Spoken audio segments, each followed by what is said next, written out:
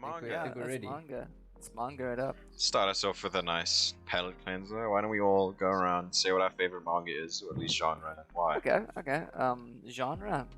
I would say slice of life, because there's a lot of different slice of lives you can get, and they all bring your own unique thing. And you can watch it. You can read it once a week, and you're perfectly fine. You don't really have to keep up with the story. It's just sort of chillaxed, you know. You just sort of it exists, and it makes you happy. All right, And it's Connor, what about you? I definitely really enjoy slice of life as well, but if I can try and give different reasoning, sure. um, Go ahead, break my heart. no, like my reasoning's the Why same, but to Why try would to he try and break your heart? elaborate He's on agreeing it. with Yeah, you. he's agreeing Yeah. with me, but for different reasons. It's breaking my heart. Okay, anyway, I really like the way slice of life is drawn and the panel progression, because a lot of the times the really climactic moments, like, to put it very simply, they just hit different. Slice of life's often the art can be stunning at the climactic points. Especially if it's like the background art has a lot of emphasis on it, like in a film context you have pretty like colors and production design, but like if fireworks are drawn nicely and the characters are lit up because of the fireworks, that's just so satisfying to look at. All right. My favorite, as you can probably guess, is shonen. Obviously. Yeah. I've grown up on shonen. It's kind of just in me at this point. Grade 7 is when I picked up manga. I like started reading One Punch Man and stuff. That was the turning point for me. I was hooked. Understandable. One Punch Man is pretty good. It's like a slice of life shonen. No. Yeah. No, it's yeah, not. it is, you know, basically, you know, it's just. Surrounded by slice of life fanboys. I can't believe it. Well, I think Connor's. But on that By note, the two slice of life To fanboys. be fair, I think Connor's more thinking of rom-com slice of lives, because I Maybe. think because oh yeah, definitely.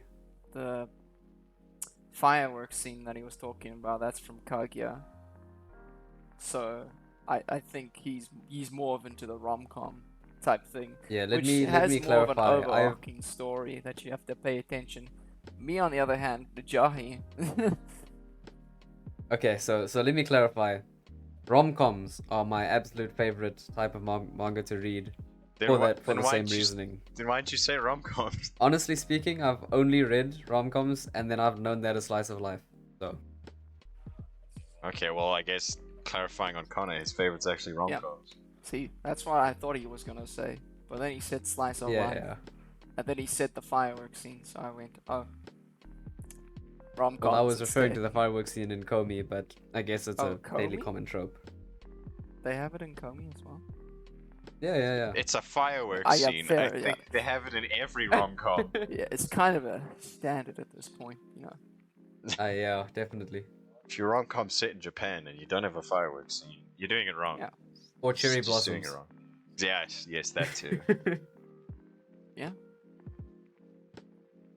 But I do think that there's a lot of tropes that carry through. Cherry blossoms are more succinct of post high school rom-coms, but fireworks is usually high school level. Yeah. Oh no, that is true. Because then you have the likes of culture festivals, which are like a treasure trove of romantic opportunities. Cultural festivals, beach episodes, and then normal festivals are just easy ways of making characters out of their like comfort zone. It's that easy. I guess that's the nice thing. That's just like a trope of being said in Japan. Like you have all these culturally relevant things naturally that just so happen to aid in those types of scenarios where, like, to us it's like a completely foreign concept, but to them it's like oh, the culture festival, that makes sense. I mean, So Yeah, I therefore it's just suppose. more common that's how it just becomes more common, I guess.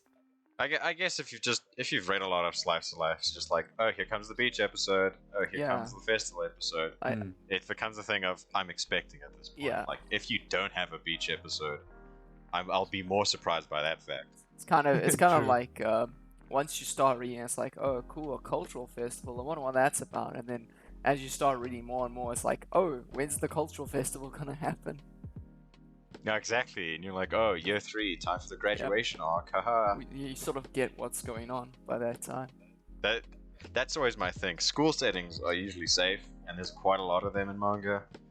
But they also lead into the everyone knows the school format. At least now. Like, At least now, there, yes. there may have been a point where it was a very new concept and it was sort of like mind-blowing to everyone, but now it's so common. It's like you said, it's more surprising if those certain tropes don't happen. Kind of like isekai. Yeah, kind of like isekai. We're so well versed in the tropes by now, subverting them is the norm. Yeah. That sounds like it's so challenging to get into as a writer. Like, imagine being at a point where all your tropes, the subversion of your tropes, is like a cliche.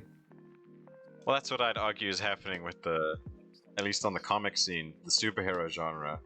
At least with like the MCU and stuff, it's everyone likes superheroes. We can play it normal. The comic books, nah, everyone knows everything. We gotta subvert, else we're just gonna be dead in the water. Yeah, that's very, very true. Speaking of changing the comic industries, the current manga output internationally is insane. Like, the level of stuff we can acquire in somewhere like South Africa compared to like 2010s is huge. Like, it's gone from zero to like all. Yeah. Is that just like online or in stores as well? Probably physical copies. I'd say both. I mean, to be fair. Yeah, physical volumes never were in South Africa. Now I can find them like at most bookstores. I mean, before they were in the bookstores, there was quite a good selection of mainstream on like online shops that you could order for. There was a decent price, not too expensive, but obviously, like in a bookstore, there was like probably Naruto, and that's about it. I think that's all I saw. But yeah, probably now it would be a lot more in bookstores because there'll be a lot more people buying physical copies in stores as well. Exactly. Well, physical copies for manga, I always thought were collectors' items. Oh yeah, definitely. Because nowadays, most people read digital, even with the new Shonen Jump Plus push, where they're like, oh, you can read any Shonen Jump title online for free, but only like once or whatever. Yeah. But I like the nice recent initiative, kickback. Yeah, I think international publishers realize a lot of people, at least like here in third world countries, can't afford mainstream like outlets for manga, or at least we don't have any. It's like, well, if people are gonna like pirate our manga or whatever, or read scanlations, might as well just make it free anyway, and therefore they're coming into our domain and we can like advertise or whatever. yeah, and then that makes them more money through advertisements as well. Exactly. It's funny though, on that note, I was just in the bookstore yesterday and I saw the first manga that's come into that shop, and it's Attack on Titan and My Hero Academia. Oh, nice. Of course. That's the safe bet. Definitely. Oh, yeah, they'll probably go for definitely mainstream first. I doubt they'll go for any less of well-known titles. I'd assume like Maiden of there's not a chance Maiden in hell Abyss. I you'd think see... might be the only one that they might go as far. If you get what I mean. I really don't think they would stock Maiden Well, Abyss, no. if I'm being honest. To be fair, it's gotten decently popular because think about it: 2 seasons, a movie. That means it's probably at least making quite a bit of money to be. My thing is, here in SA at least, we only like ever like 90% of manga I've ever seen in SA is just Shonen Jump titles. Oh yeah, but it's just because those are mainstream around the world. I would say, like Dragon Ball, those are... like they're all well known around the world. Is what I. Well, that's what I'm saying. I think most book like stores will look at the manga ratings and stuff instead of anime and movies, because like, oh, you know, Demon Slayer is like extremely popular in movie and anime terms, but I don't think I've ever seen a physical volume of Demon Slayer in a bookstore. That's actually very true. Like, I was thinking about it yesterday when I saw these. It's like, man, I would really buy one of these if it were Demon Slayer. Oh well. Like, you can get online stores like delivery apps and stuff, but I mean, physically in a store, I've never seen stuff unless it's like One Piece or Naruto or My Hero Academia. Yeah, you definitely, the most manga you'd find in stores are the very, not vanilla, but the most popular, like The your Attack on powerhouses. Titans, your My Hero Academia, things like that. Like, you realistically don't see much others, but it is nice that things are starting to like pile in. Yeah.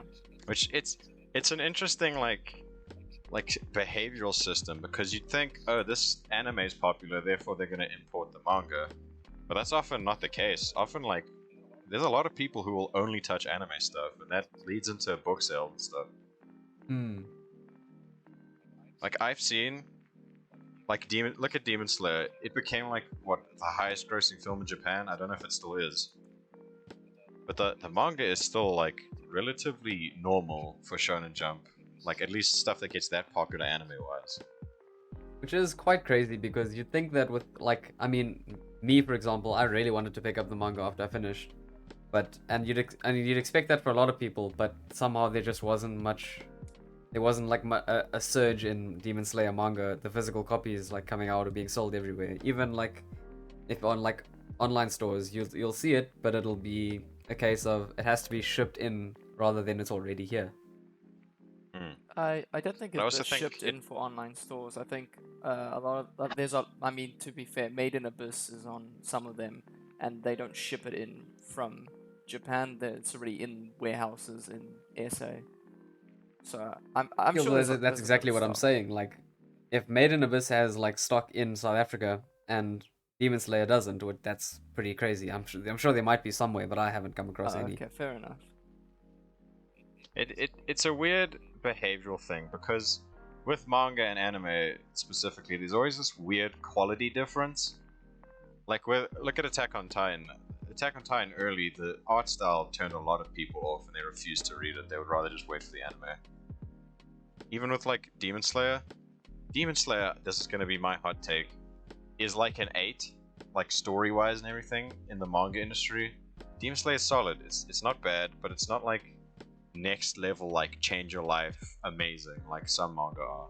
Like, it's not like, oh, this is one of the like heavenly kings, it's like a berserk or something. Demon Slayer was good, and that was all it needed to be. The anime for Demon Slayer is objectively way better than the manga, and then that kind of bleeds into the manga sales, where people are like, Demon Slayer is 10 out of 10. I suppose that's true, and then like with things like manga versus anime, it really feels like you're not reading the same story. You're not taking in the same story, even if you're just picking up an anime. Sorry, if you're picking up a manga after watching the anime. Like, for example, when I started Komi-Con Communicate by watching it on Netflix, and then I picked up the manga afterward, and it feels like a completely different story. Like, I'm enjoying it much more as a manga, but it doesn't feel like the same thing. It's that different. Like, it's a different intake where you're reading something, or like you're reading something visual, like a graphic novel type of thing, versus watching it. Like, it's just two different mediums. Even though it's the same story, it feels like something completely different, and I think therefore attracts a different audience. For me, I always feel, no matter how scuffed it might be compared to an adaptation, I always think the manga is the definitive way to like look at a story. Like, Demon Slayer, I think, is personally better as an anime, but for me, the manga will always be the definitive story. Like, that's Demon Slayer at its core. Yeah, it ties into, you said Netflix with like Komi and stuff. It ties into like corporate stuff. They can't like animate everything. They can't include all the information. Sometimes they have to cut. Sometimes they have to paste different. It's always gonna be it'll never be one-to-one, and you just have to pick what your preference is. Because if you look at manga, most of them are drawn from taken out of someone's mind and onto a piece of paper in their bedroom, whereas anime are created out of these massive studios and massive stressful discussions amongst executives, and it's an insanely different process. And I guess while one delivers more to a general populace, the other delivers more authenticity to the individual. Yes, I think so too. Because manga's like, this is somebody's like story. They're doing it themselves. It's not somebody like, oh, you're doing this scene, we need to adapt this. This is someone going, I'm going to tell this story, I'm drawing it myself, I'm writing it. And they are like duos, like Dr. Stone and everything. But even then, it's an intimate story. Yeah, definitely. That's also what causes such a difference between anime and Eastern entertainment. Like, it causes such a difference between Eastern entertainment and Western, because you have that original, authentic, really, really heartfelt story that someone put their whole life into, whereas a lot of things on the other side of the spectrum are just I want to get famous, or how can we make more money out of this? Exactly. But that's a whole other debate on its own. But I feel like that is the big difference between the two mediums. And there's always going to be industry influence. Like, being a mangaka is hard. Like, you have to pump that story out weekly, and if you drop in quality, like, I think it's like 3 weeks of like you lose your ranking, you're done, you're axed. It's not like oh, you can close off your story now. It's get it done in 3 chapters, your manga's done. Like, recently Shonen Jump had that. It's like a manga called Red Hood.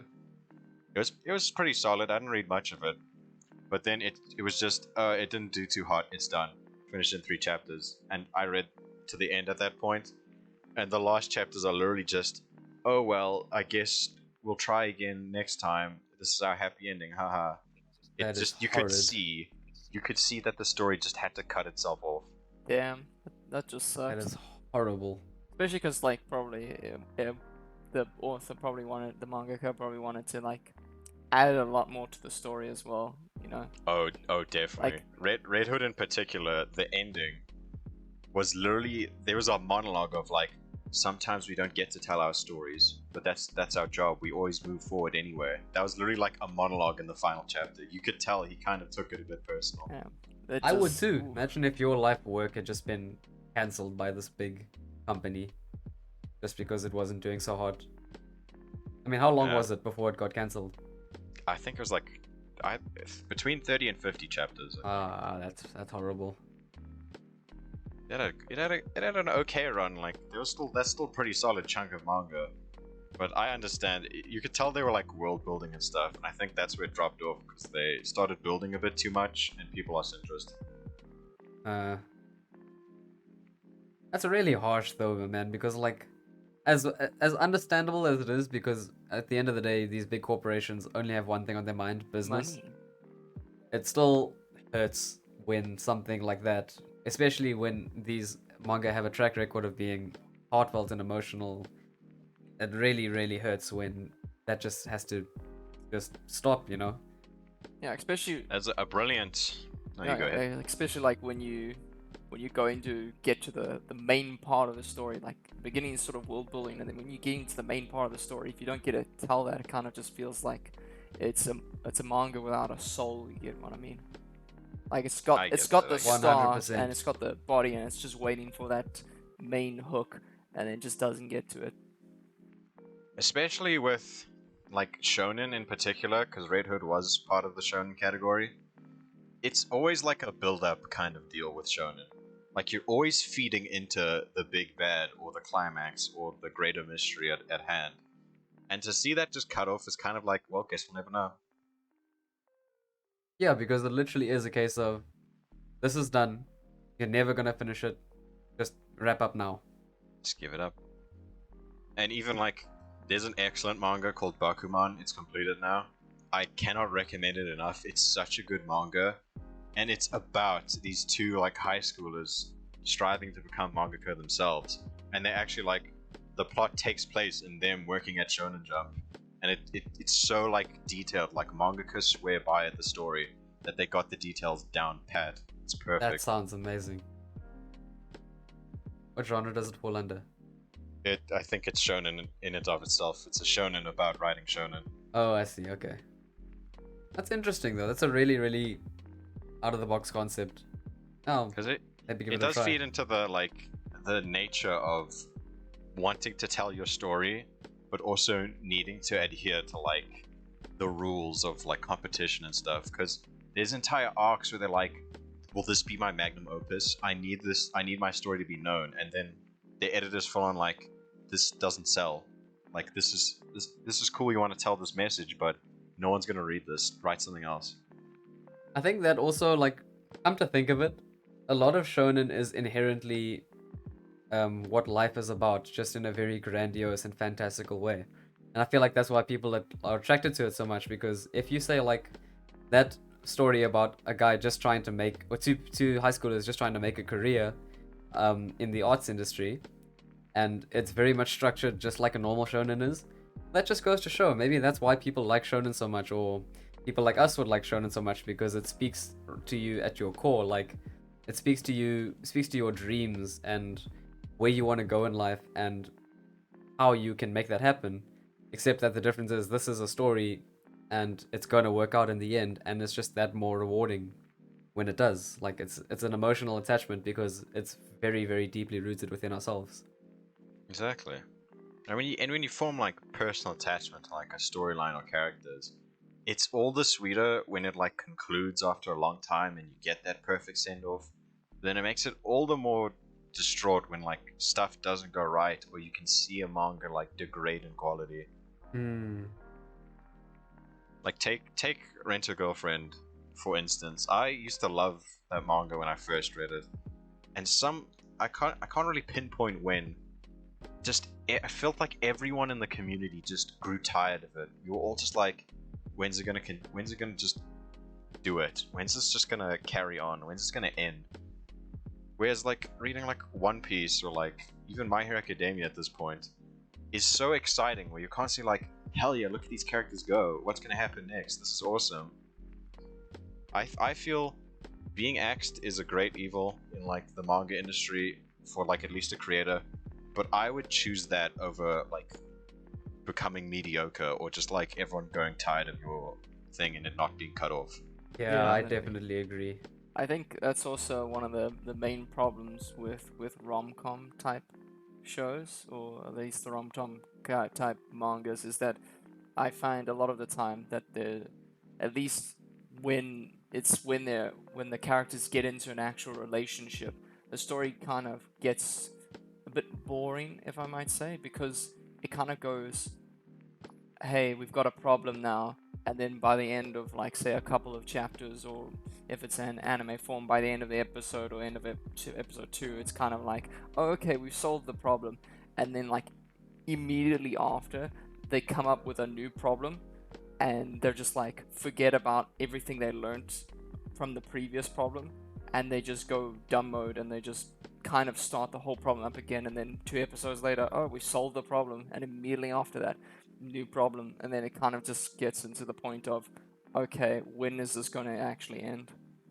Yeah, I agree that a lot of rom-coms fall into, oh, we're either moving too fast or we're moving too slow. Let's make cyclical drama to pad things out while I decide what's going to happen next. Exactly. And I think it just relates to the strength of the writer, but also how strong their concept and setting is. Because like look at like Horimiya, where they like get together and like really quick in the manga or anime. That's a really well written manga because they're constantly just at this natural flow where you're like, yeah, let's watch these two like date or like figure it out or whatever. It's never like feels synthetic or like this fake drama or whatever. That is also sorry, carry on. Yeah. A lot of manga set up the tension, or at least like when it comes to shonen or like that demographic level of rom-com writing. A lot of the tension is will they, won't they? Yeah. They're teasing each other. When's it gonna happen? When they're gonna confess? And that's like the whole manga. Exactly. And when they finally like jump the shark or whatever, if it goes bad and like they confess and get together, at that point it's like, what are we gonna do for tension? I guess we can create drama, but at that point it's like, oh, what? So their relationship's kind of like shaky, or it wasn't worth it because they're doubting each other so hard. Yeah. That's one of my major problems with rom-coms. I think that's kind of where the mangaka wants it, is like, okay, I've got this idea, I know sort of what I want to do. At the end, they're gonna get together, and then the characters get together, and they go, we need to continue this because this manga's popular. This manga's I can keep exactly, this going. and so they just sort of continue it, and then everyone sort of says, hold on a minute, you're kind of just making this boring, and then they just start leaving it. They're like, well, why should I read this? One of my pet peeves that I've seen in recent times is dang it, I forgot the name. It's like Hokkaido Girls or something. I'll try to look it up later and give it in editing. It was originally a manga about a dude moving to like a rural Japanese like town that's like snowing a lot and stuff. And then he makes friends with like a gal or gyaru. I think I know she just what you're talking about. Yeah, she just teaches him like the beauty of like living in a rural town with like one friend or like a close friend group. And like that was it. It was kind of like sweet. It was like, oh yeah, we're not doing too much. It's just a nice little comfy romance manga. Currently, I hate that manga. I despise it because it's just at one point shifted from nice, cozy, appreciate rural beauty, blah blah blah blah blah, and now it's just we created a love like square. There's like 3 love interests now. This is what the manga's about. Oh no, misunderstandings, fake drama. Shapes scare me, especially when they're like love legit. shapes. The manga is only fake relationship drama and misunderstandings now, and I actually like can't read it anymore. I have to wait for like 5 chapters to come out to even touch it. Oh, the worst is when the character sees something and they misunderstand it, and then instead of just going up and saying, "Hey, I saw this happen. Could you explain what happened?" They just go, "I'm gonna follow them around, or I'm gonna do something completely random and start drama," without actually just asking them what the hell's going on. You literally just described the past 10 chapters of the manga I just told you about. That is exactly my gripe. It turned it a nice, look at this rural Japanese place, I'm going to teach you trivia, and like we'll get to know each other in the location, to that. Exactly that. That's what it's devolved into, and that's my biggest pet peeve with romance. But see, that's why, like, I think that no situation in any story is inherently bad or like a bad narrative plot point unless it's like blatant. But a lot of these tropes that you think, like they got together, now what? That's just where the story dies down. I strongly disagree, because it's a test of writing, I guess, because I truly believe that the hardest part to write in a story is the resolution after the climax. Oh, 100%. Because then you have to, like, you've hit this really high point, and now you have to stop building tension and try and make it satisfactory and just pleasant to read or watch, or whatever the case may be.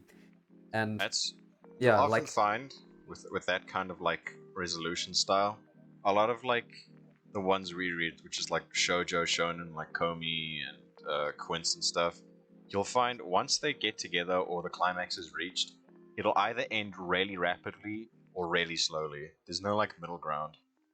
And both can work. Both really can work. Like, for example, if the climax is that the two get together and they become a couple, then you can take it very slow and then focus on early relationship problems, which are very, very existent, but they're just not very no one focuses on them, because quite frankly no one really thinks about them that much in these types of stories. But then you could, on the other hand, you could end it very quickly and say, and they got together, the end, and leave it, like, have the climax ended nicely and let it rest peacefully as a really, really nice story. Or you can really build tension by showing that relationship drama. Like, there's a lot of ways you can take it. It just comes down to good writing. I agree. I find a lot of with romance, it's you either have to make them get together at the end or in the middle. You can't like smack it on like really like far in or really close to the beginning. Yeah, because at some point, like, dragging an audience along for a relationship is just, okay, now I'm just bored. When are they going to get together? Exactly. And if your payoff is not worth it, then people are really going to be mad. Because it's like, if we waited this long for a relationship, and then they go into misunderstanding and fight territory, it's like, bang, it wasn't even worth the wait. They're a bad couple. Yeah, exactly. And like, that's also why I say, like, early relationship drama isn't necessarily catalyzed by fights and, oh, they're a bad couple. It's just figuring things out together, much like real life. But it's weird. No one really writes really good early relationship trouble in their stories. It's always going to be a balancing act with manga, because it's like a weekly thing. It's always going to be the gauge of how's the audience reacting to this, what's going on. And a good mangaka will be like, oh, they liked that, let's focus on that a bit more. Oh, they didn't like that, I better change gears. It's just the nature of writing like a concurrent piece of media. Yeah, definitely. It's also a fascinating topic, like manga readers and fandoms, especially for manga, because it's a weekly thing. It's like with anime, it's always going to be like, it's releasing in fall. This is the fall anime. This is what we're watching in fall. Whereas like, you go into like something like One Piece, it's like every week it's like theories and people discussing and like, oh, I didn't like this. I thought this was hype. Oh, I've got a theory about 5 different things that's being set up. Ooh, I wonder what's going to happen next. Yeah, like your Friday routine is you read your One Piece chapter, and then Saturday you'll probably join in on the discussions and debates.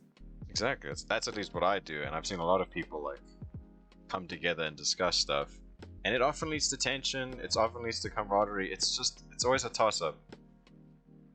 It's the level of intimacy with a piece of media that you get. Like, at this point, if you've been reading a manga for like 5 years or 3 years or stuff, you get attached, and that's where the gap between an anime watcher and a manga reader begins. That like, oh, manga readers are elitists, or like, oh, anime onlys are like plebs. They don't like know the true material, blah blah blah.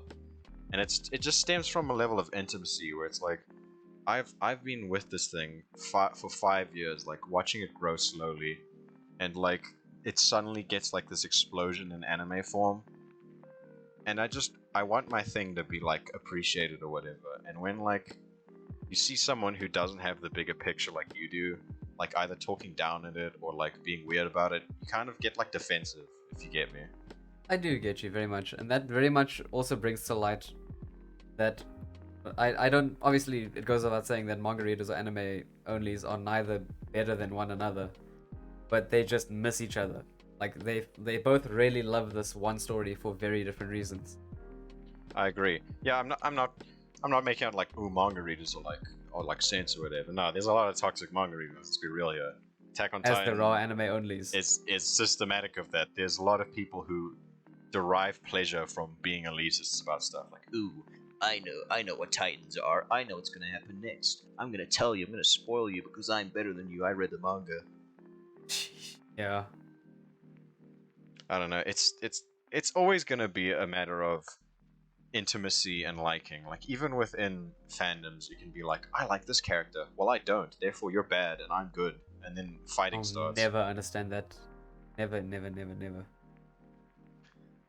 It's always just gonna be a toss up of diehard fans, vocal minorities. It's just a struggle, you know. Like, if you're from different mediums, you probably won't 100% understand each other all the time.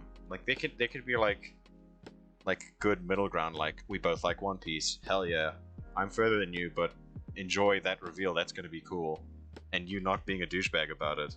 Yeah. And there's also always gonna be, ooh, the pacing of the anime sucks. The anime's bad. The anime sucks. But if you've only watched the anime and you like it, you're like, this is cool. Why is this guy saying my anime sucks? What the heck? Which is quite frankly what happened to me a lot of the time. Exactly, yeah.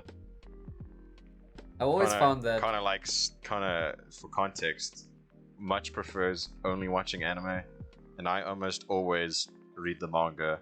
So we've formed this like dynamic where I'm constantly teasing him, but I'm not trying to be like a jerk about it. I just like hyping him up. Yeah.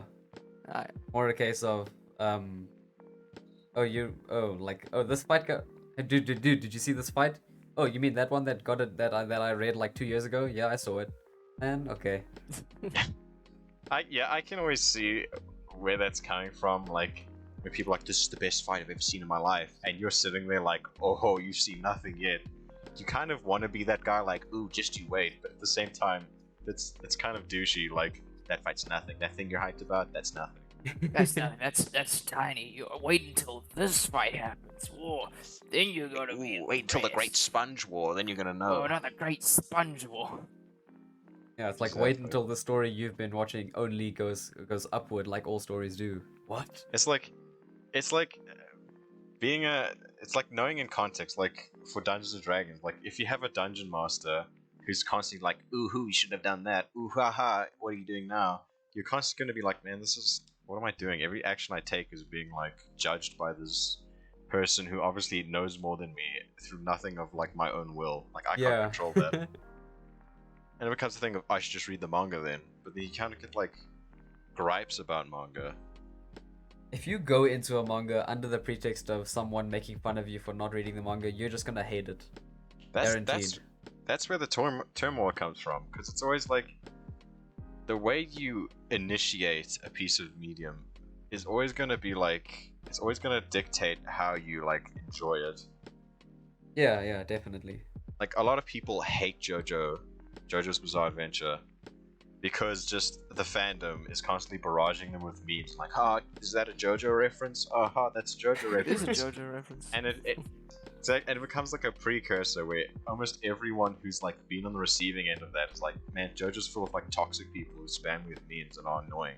I'm not gonna enjoy this, and they never give it a chance. Yeah, except for that one anime that was all about JoJo references. That one rom-com, I remember that. I watched it. It was great. That was beautiful. That was brilliant. I'm glad I've never heard of that. Oh no, you gotta watch. It's great. I forgot what it's called, but oh, it was a good one. Yeah. JoJo and rom-com. Well, Great. on that note, we are getting into niche territory, and we should probably start wrapping up because we've been talking about manga for a while now. Oh yeah. Goodness, we have. So on a closing note, any niche recommendations from you guys? I mean, one that I started reading because, Noble from Last Pause recommended it, and he said it had finished, is Tomo-chan. Yeah. Yes. I've actually been really enjoying it. It's great. Yeah, it's a brilliant manga. It's very funny, very short on the chapters, but very, very funny scenes and very great scenes. Nice. Connor, you have any niche manga or even anime? Well, Even I don't movies, really. Sure.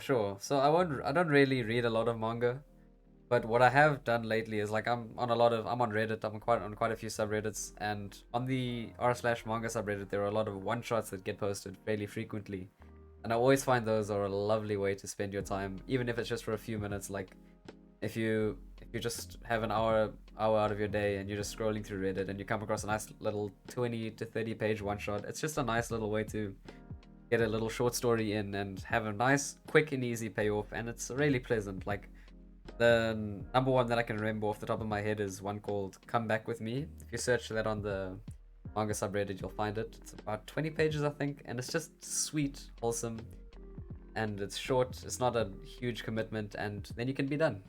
Just be happy about it. Nice.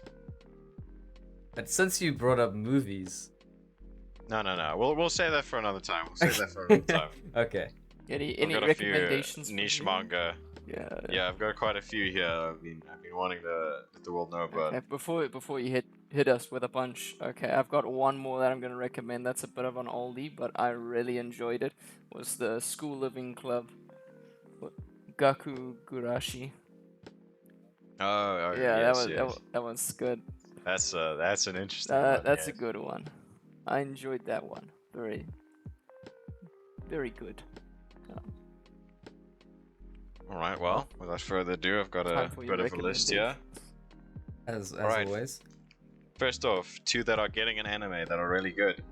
Yofukashi no Uta, Call of the Night. Spy X Family. Really nice. Yes, Yeah. Spy Family is the other one. It's Call of the Night, really intimate. It's a nice little, like, kind of slice of life romance about a kid who doesn't really fit in with society, so he goes on like walks at night, and he just befriends a vampire, and they kind of look into like being like an outsider, or like how they interact with other people and humanity when they feel so different from everyone. That sounds really, really sweet. And then Spy Family is just absolutely wholesome and funny. They got a family where one of them's secretly an assassin, one of them's secretly a spy, and then they adopt a daughter who's secretly an esper and can read their minds and knows their identities. I think that's just anime in a nutshell. What's anime? It's concepts like that. It's beautiful. I'm then very on excited romance, for that. We've got the 100 Girlfriends who really love you. I think it's a bit popular, but it's perfect. It is the perfect like harem formula where it's just, what if we had every single type of girl and added it to one dude, and that's just the manga, and it's all nice, there's no misunderstandings, we're just having a good time. It is a really fun read, and I cannot recommend it enough. I'm personally not the harem fan, but by all means. And other than that, read My Hero Academia Vigilantes. It's got really good character writing. That's about it. It's nice. Fantastic. I think we've got a nice list to work with there. Yeah. Any closing notes, boys? On you want to say anything to the manga community? Don't spoil Attack on Titan. It's Yeah, cruel. Yeah, and don't do That's that. quite the very minefield right annoying. now. Yes. Don't spoil Demon Slayer. Don't spoil any manga. Don't spoil anything. Don't do that. Yeah. That's not nice. Just let people have their Like, wholesome fun. Yeah. My closing thoughts is that I really do appreciate the manga medium for certain stories. I'm not really a fan of shonen manga because I like seeing the animated fights and all. But I think much like movies, books, any kind of entertainment out there, there is a genre of manga for everyone, as there is a genre of anime for everyone. And yeah, there's just something for everyone wherever you go. Yeah. I couldn't have put it better myself.